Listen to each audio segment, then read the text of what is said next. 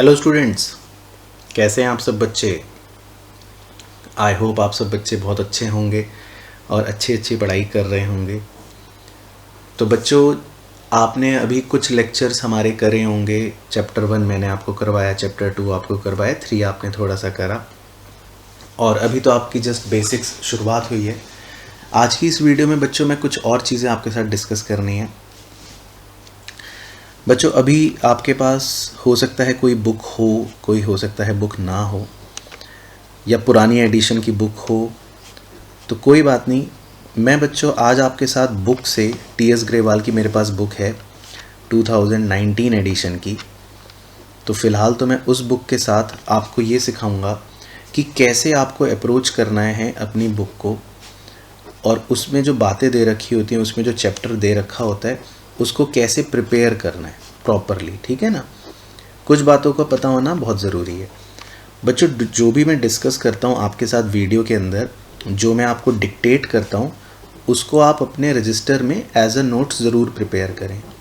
ठीक है। वो जो नोट्स होते हैं वो आपके बाद में रिवीजन और अपनी अंडरस्टैंडिंग के काम आते हैं।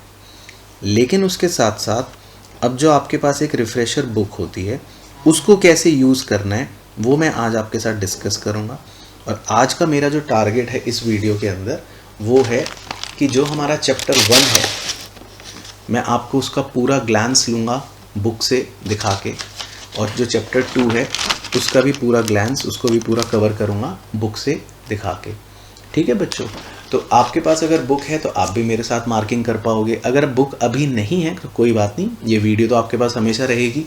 आप इस वीडियो से देखकर जब भी आपके पास बुक अवेलेबल होगी तो आप उसमें ज़रूर मार्क करना, और उस बुक को कैसे पढ़ना है, कैसे उसको इस्तेमाल करना है अपने चैप्टर्स के लिए, वो फिर आप फॉलो करना। तो बच्चों, मैं बुक निकाल रहा हूँ। आपके पास लेटेस्ट एडिशन की भी हो सकती है, वो भी सेम है, और अगर पुराने एडिशन की है तो भी कोई बात नहीं, तो भी सेम है। कहीं पर कोई चेंज आएगा मैं आपको हाथों हाथ अपनी वीडियो में ही बता दूंगा। तो बच्चों, चैप्टर 1 जो है इंट्रोडक्शन टू अकाउंटिंग का, इसके अंदर एक बार हम गो थ्रू करते हैं कि बुक में क्या बातें हैं जो हमको मार्क करनी है और क्या बातें हमने रजिस्टर के अंदर लिख रखी हैं। ठीक है। देखो बच्चों, सबसे पहले अकाउंटिंग की डेफिनेशन होती है। ठीक है। एक क्वेश्चन पूछता है कि अकाउंटिंग क्या होता है। तो जो अकाउंटिंग की डेफिनेशन हमने पढ़ी और नोट्स में लिखी, वही एग्जैक्ट डेफिनेशन यहाँ पर American institute of certified public accountants ने दे रखी है। तो आपको एक डेफिनेशन जो ये वाली है, इसको अच्छे से लर्न करना है। ठीक है ना। तो इसका क्वेश्चन पूछ लेता है 1 मार्क्स में कई बार कि अकाउंटिंग क्या होता है, डिफ़ाइन करो। तो आपको डेफिनेशन के लिए यही अकाउंटिंग की परिभाषा को लिखना पड़ेगा, जो हमने भी अपनी वीडियो में यूज़ करी है और जो बुक में आप ये वाली मार्क कर सकते हो। ठीक है। फिर उसके बाद जब आप बुक में आगे बढ़ोगे तो उसके बाद आपको ये दे रखा है कि एट्रीब्यूट्स या कैरेक्टरिस्टिक्स ऑफ अकाउंटिंग। ठीक है ना, ये क्या होते हैं। तो बच्चों, इसका मैंने आपको पूरा एक कोड दे रखा था, तो इसका आपको सिर्फ बेसिक मीनिंग याद रखना है जो हमने पढ़ा। ठीक है ना। पहला था आइडेंटिफिकेशन ऑफ बिजनेस ट्रांजैक्शंस, फिर था measuring, then recording, then classifying, summarising, then analysis and interpretation और कम्युनिकेटिंग। ठीक है। इस टॉपिक में बच्चों आपको सिर्फ मेन पॉइंट याद रखने हैं। ठीक है। इसमें सिर्फ मेन पॉइंट इम्पॉर्टेंट है इस टॉपिक के अंदर, तो मेन पॉइंट्स इम्पॉर्टेंट हैं। बाकी अंदर में आप अपनी लैंग्वेज यूज़ कर सकते हो। तो आपको अगर सबका मीनिंग क्लियर है तो अंदर के पॉइंट में आप अपनी लैंग्वेज में लिख सकते हो। ठीक है ना। तो ये फिर उसके बाद आप कैरेक्टरिस्टिक्स लिख दोगे। देन उसके बाद बुक में दे रखे हैं ऑब्जेक्टिव्स। ऑब्जेक्टिव्स भी हमने सारे डिस्कस कर लिए हैं, मैंने आपको लिखवाए हैं। इसमें भी सेम पॉइंट है, इसमें सिर्फ आपका फोकस होना चाहिए मेन पॉइंट्स पर। इसमें भी आपको सिर्फ मेन पॉइंट्स लर्न करने हैं। देन उसके बाद है functions of accounting. Functions of accounting में आप ऑब्जेक्टिव्स वाले ही सेम पॉइंट भी लिख सकते हो, और इसमें भी सिर्फ आपके मेन पॉइंट्स इंपॉर्टेंट हैं। अंदर का जो मटेरियल है वो आप अपनी लैंग्वेज में लिख सकते हो अगर आपको समझ आ गया। उसके बाद है एडवांटेजेस ऑफ अकाउंटिंग। सेम बच्चों, only main points are important और अंदर की लैंग्वेज आप अपनी लिख सकते हो, ये भी हमने ऑलरेडी डिस्कस कर रखा है। देन है लिमिटेशंस ऑफ अकाउंटिंग। लिमिटेशंस पर क्वेश्चन ज़्यादा आता है, तो ये थोड़ा सा इम्पॉर्टेंट है टॉपिक, तो इसके हमको मेन पॉइंट्स अच्छे से याद होने चाहिए। बच्चों कोई भी एक्सप्लेनेशन आपको अगर किसी पॉइंट की नहीं समझ आएगी, आप मेरी पुरानी वीडियो को रेफ़र कर सकते हो जिसमें मैंने उसकी डिटेल्ड एक्सप्लेनेशन आपको दे रखी है, ठीक है ना, हर पॉइंट वाइज पॉइंट। लेकिन मेन पॉइंट लर्न करना आपको पड़ेगा जो बुक में दे रखा है, अंदर की लैंग्वेज आप अपनी यूज़ कर पाओगे। देन उसके बाद टॉपिक है rule of accounting in business. ये इतना ज़्यादा इम्पॉर्टेंट नहीं है, तो इसको आप छोड़ सकते हो। देन है अकाउंटिंग प्रोसेस। अकाउंटिंग प्रोसेस बच्चों वही होता है जो हमने शुरू में पढ़ा था, जो कोड होता है IMRC SAC वाला, वही लिखना है। तो इसमें भी वही दे रखा है, उसका कोई डिटेल्ड एनालिसिस आपको नहीं करना। देन उसके बाद दे रखा है branches of accounting. Branches of accounting में भी आपको सिर्फ तीनों तरह की अकाउंटिंग के मीनिंग के बारे में अच्छे से पता होना चाहिए, जो मैंने वीडियो के अंदर ऑलरेडी डिस्कस कर रखा है। फाइनेंशियल अकाउंटिंग, कॉस्ट अकाउंटिंग और मैनेजमेंट अकाउंटिंग।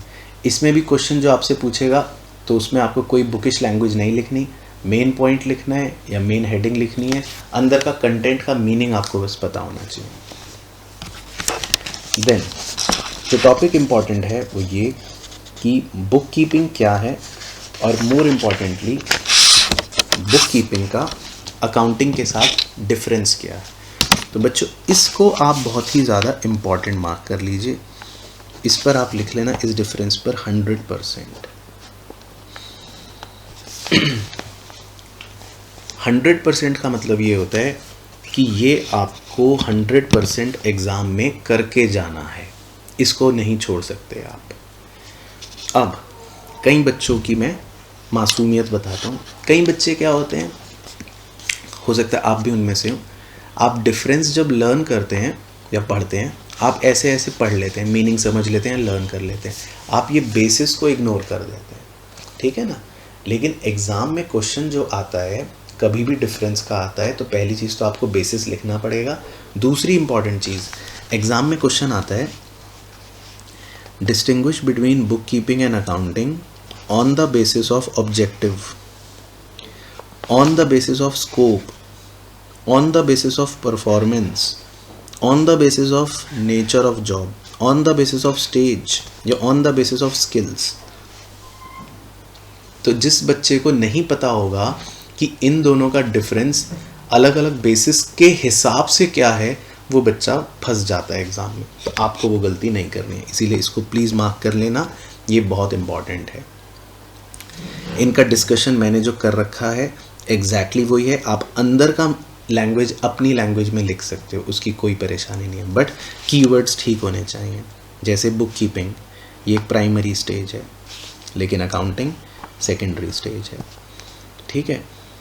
बुक कीपिंग का ऑब्जेक्टिव है सिस्टमैटिक बस रिकॉर्ड्स करना, लेकिन इसका ऑब्जेक्टिव है टू असर्टेन नेट रिजल्ट्स, मतलब फाइनली रिजल्ट निकालना या फाइनली एनालिसिस तक पहुंचना। बुक कीपिंग रूटीन नेचर का जॉब है, लेकिन अकाउंटिंग एनालिटिकल जॉब है।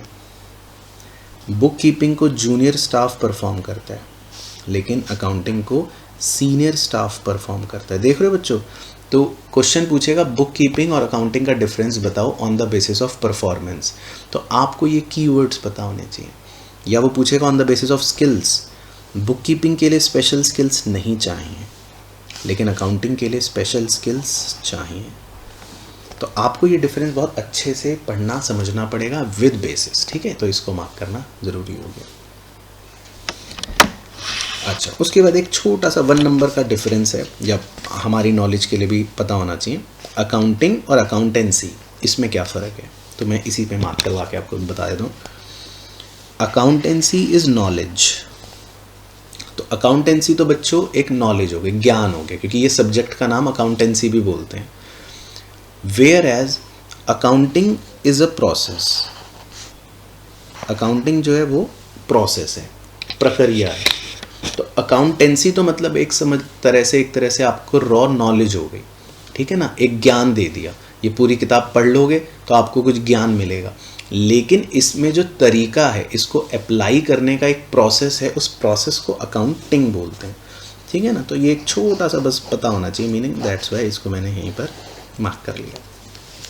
अच्छा, उसके बाद नेक्स्ट टॉपिक शुरू होता है अकाउंटिंग इन्फॉर्मेशन।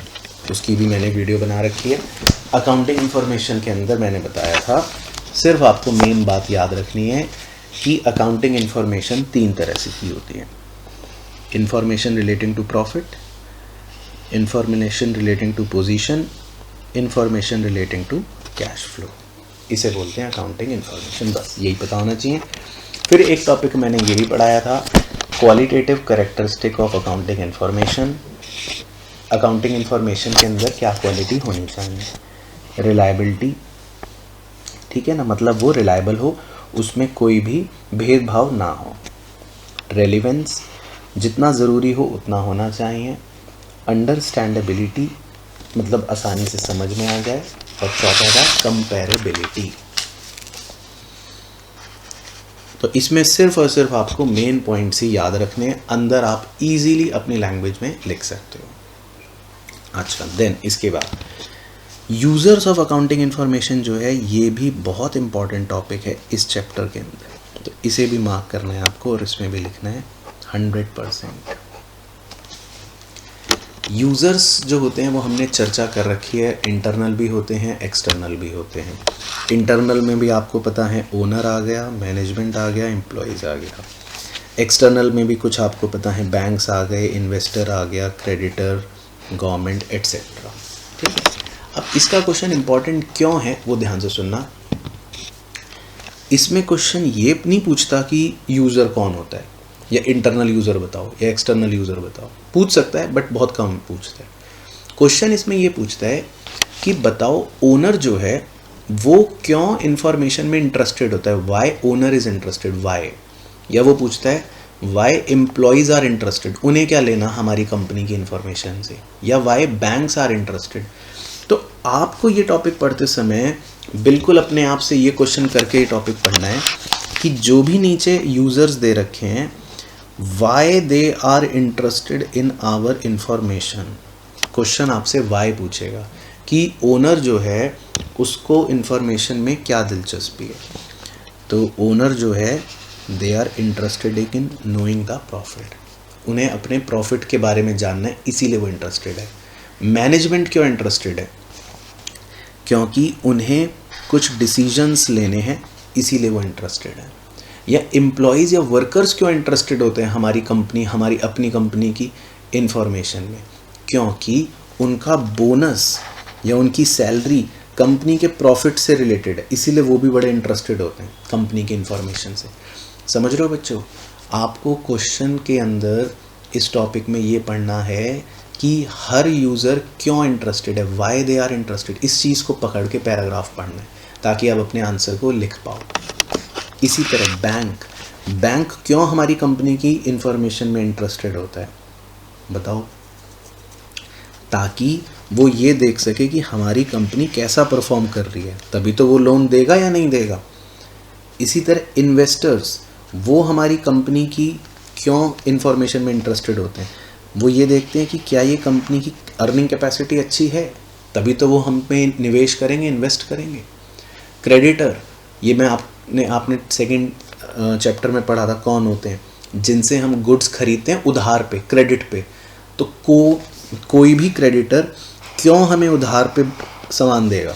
क्योंकि उसको पता होगा कि हमारे बिजनेस की क्रेडिट वर्दीनेस क्या है, तो वो हमारे बिजनेस की क्रेडिट वर्दीनेस देखने के लिए हमारी इन्फॉर्मेशन देखता है।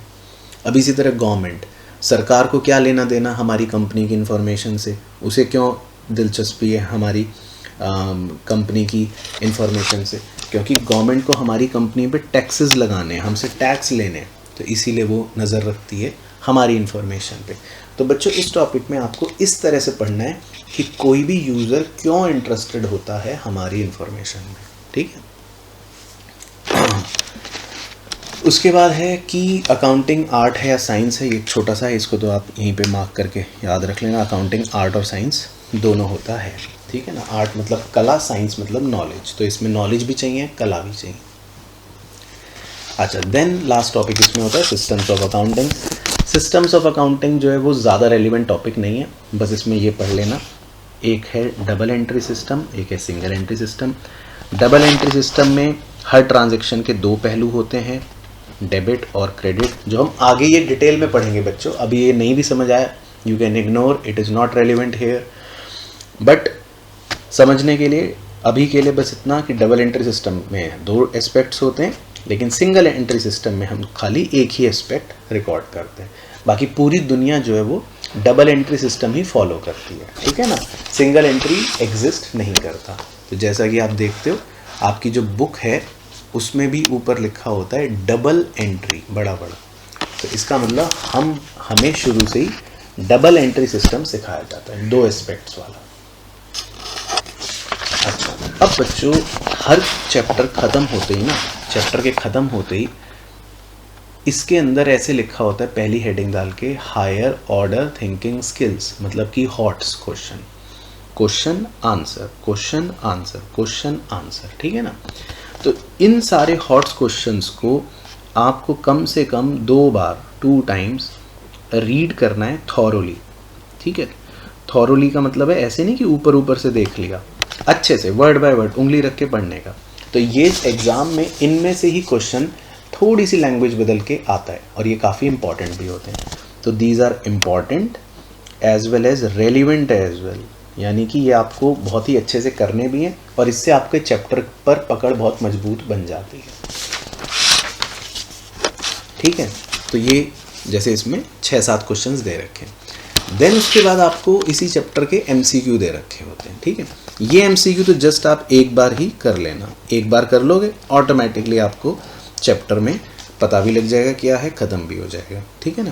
तो ये कर लोगे, आप कर लोगे MCQ अपने आप। इसके आंसर्स बाद में दे रखे होते हैं, देन यू कैन चेक। उसके बाद very short answer type question, very short answer type question में जस्ट रीड, सिर्फ ऊपर से देखना है, इसको थॉरोली पढ़ने की ज़रूरत नहीं है। बस क्वेश्चन देखा, हाँ ठीक है ये तो मैं पता है, 2 फंक्शंस ठीक है आपको पता है, उसने पूछा व्हाट आर द स्टेप्स, आपने मन में रिवाइज कर लिया, आपने कहा हाँ ये मुझे आता है, ठीक है। तो इन क्वेश्चंस को जस्ट आप ऊपर से देख लोगे। शॉर्ट आंसर टाइप क्वेश्चन आपको नहीं करने, क्योंकि ये इसके आंसर्स तो बड़े होते हैं, ये आप ऑलरेडी कवर कर चुके हो, तो इसको आपको यहाँ से करने की बुक से कोई आवश्यकता नहीं है। और सिमिलरली अगर वेरी लॉन्ग भी होंगे तो वो भी आपको यहाँ से करने की ज़रूरत नहीं है। तो इस तरह से किसी भी चैप्टर को पढ़ना है। तो फिलहाल मैंने आपको चैप्टर 1 जो ग्लांस लिया वो इस तरह हमारा कंप्लीट होगा, ठीक है ना।